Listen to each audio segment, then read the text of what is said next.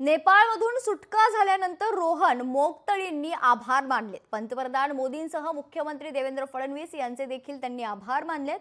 रोहन मोगतळी यांनी आपल्या भावना व्यक्त केल्यात. Back now in the safest city of the world, which is Amchi, Mumbai.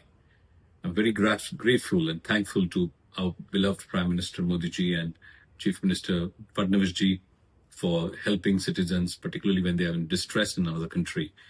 I've always heard that Indian citizens who were in problems in another nations were evacuated on high priority by our PMO and different states' offices. But this time it was my first-hand experience. I'm alive today because I got help, and therefore I'm immensely grateful, particularly to the CMO's office.